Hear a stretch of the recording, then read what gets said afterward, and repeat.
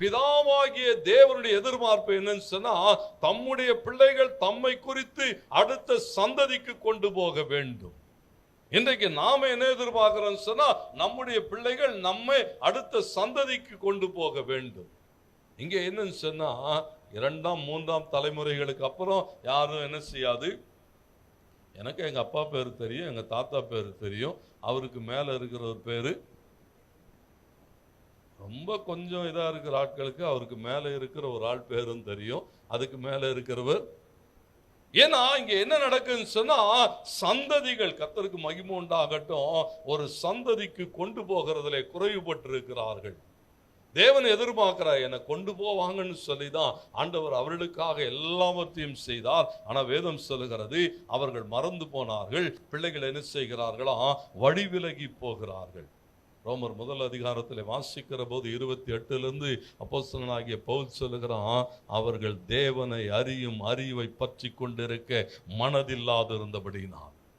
ஆண்டவர் அவங்களெல்லாம் விட்டுட்டாராம். ஏன் சொன்னா, அவனுக்கு என்ன இல்லைன்னு சொன்னா, ஆண்டவரை அறியணும், தேவனை தேடணும், தேவனை மகிமைப்படுத்தணும், தேவனுக்குரிய காரியங்களை செய்ய வேண்டும் என்று சொல்லி அந்த பிள்ளைகளுக்கு என்ன இல்லையா, மனதில்லை.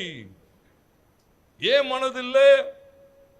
தேவனை குறித்து சொல்ல வேண்டிய தகப்பன்மார் அதை சொல்லவில்லை. அதனால அவன் என்ன பண்ணிட்டான்னு சொன்னா, ஆராதனைக்கு அவனால வர முடியல. எங்க இருக்கிறானா, அப்படியே சோசியல் மீடியாவிலே மூழ்கி கிடக்கிறான். அவைகளோடு கூட அவன் வாழ்க்கை போயிட்டது. ஜெபம் இல்லை, வேதம் இல்லை. ஆண்டவருக்கு மகிமை உண்டாகட்டும். தேவனை தேட வேண்டிய ஒரு சந்ததியை உருவாக்க வேண்டிய நாம் என்ன செய்திருக்கிறோம் சொன்னா, தேவனை மறந்து உலகத்துக்கு பின்னாலே ஓடுகிற ஒரு சந்ததியை உருவாக்கி கொண்டிருக்கிறோம். ஒரு தகப்பனாகிய பிதாவாகிய தேவன் என்ன எதிர்பார்க்கிறான் சொன்னா, என் பிள்ளைகள் என்னை கனம் பண்ண வேண்டும்.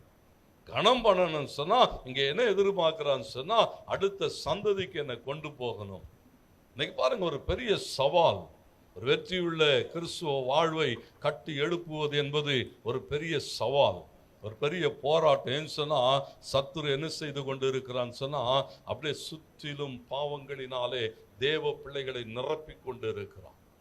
எல்லா இடங்களிலும் பாடுகள், எல்லா இடங்களிலும் போராட்டங்கள். இவைகளை தாண்டி ஜெயிக்கணும். நம்முடைய பிள்ளைகள் தேவனை கனம் பண்ணுகிறவர்களாக நாம் மாற்றுகிற போது நாம் பிதாவாகிய தேவனை கனம் பண்ணி இருக்கிறோம் என்று அர்த்தம். எப்படி செய்ய முடியும்? வேதம் நமக்கு அநேக காரியங்களை கற்றுக் கொடுக்கிறது. என்னோடு கூட உபாகமத்தின் புத்தகம் 6ஆம் அதிகாரம் 7வது வசனத்திலே வாசிக்கிற போது முதல் காரியம் அங்கே போடப்பட்டிருக்கிறது. பாருங்க, பாருங்க, தேவனை குறித்த காரியங்களை நீ என்ன செய்ய வேண்டி இருக்கிறதா, உன் பிள்ளைகளுக்கு கருத்தாய் போதிக்கணும். அப்படின்னா முதல் காரியம் என்னன்னு சொன்னா, பிள்ளைகளோடு கூட பேசுங்கள். பிள்ளைகளோடு கூட பாருங்க, தேவன் என்ன எதிர்பார்க்கிறான்னு சொன்னா, அவர் பிள்ளைங்களோடு கூட பேச விரும்புகிற தேவன். பகலின் குளிர்ச்சியான வேளையிலே அப்படியே இறங்கி வந்தார். அதாமே, எங்க இருக்கிறப்பா, கூட தான் டைம் ஸ்பெண்ட் பண்ணலான்னு வந்தேன், கூட தான் பேசலான்னு வந்தேன், கூட தான் உறவாடலான்னு வந்தேன். இன்னைக்கு ஆண்டவர் என்ன எதிர்பார்க்கிறான்னு சொன்னா, ஒரு தகப்பனாக நீங்கள் என்ன செய்ய வேண்டி இருக்கிறதா, உங்கள் பிள்ளைகளோடு கூட பேசணும். அவர்கள் வாழ்வோடு கூட இடைப்படணும். அவன் தேவை என்ன, எதிர்காலம் என்ன, எவைகளை எதிர்பார்க்கிறான், என்ன செய்ய விரும்புகிறான், அவனோடு கூட பேசணும். அவனுக்கும் உங்களுக்கும் சம்பந்தமே இல்லாத மாதிரி போக வேண்டியது. வந்துட்டியா, அதோடு கூட அவ்வளோதான், அன்னைக்கு கான்வர்சேஷன் முடிஞ்சிட்டது. ஏன்னா ஒரு வார்த்தை 2 வார்த்தைக்கு மேலே பேசுகிறது இல்லை. வேதம் என்ன எதிர்பார்க்கறது சொன்னா, உட்கார்ந்து என்ன செய்யி, பேசு. எதை குறித்து பேசு? தேவனை குறித்து பேசு. தேவனோடு கூட வாழ்கிற வாழ்வை குறித்து பேசு. வேதாகமத்தை பேசு, சத்தியத்தை பேசு, நீதி நியாயங்களை பேசு, எல்லாவற்றையும் பேசணும். அது மாத்திரம் அல்ல, ஆண்டவரும் வாழ்விலே எவைகளை செய்தார் என்பதை பேசு. ஏன்னா பிள்ளைகளுக்கு சொல்லணும். நீதிமொழிகள் 3:1 சொல்லுகிறது, என் மகனே, என் போதகத்தை மறவாதே. உன் இருதயம் என் கட்டளைகளை காக்கட்டும். ஏன் சொன்னா அவைகள் உனக்கு நீடித்த நாட்களையும் தீர்காயுசையும் சமாதானத்தையும் பெருக பண்ணுமா. உட்கார்ந்து என்ன செய்யணும்? போதிக்கணும். கர்த்தருக்கு மகிமை உண்டாகட்டும். பேசணுங்க, பிள்ளைங்களோடு கூட பேசணும். பிள்ளைகளுக்கு கற்றுக் கொடுக்கணும்.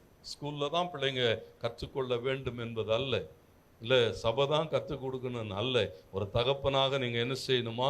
பேசணும். சாலமோன் சொல்லும்போது அப்படித்தான் சொல்லுகிறார்.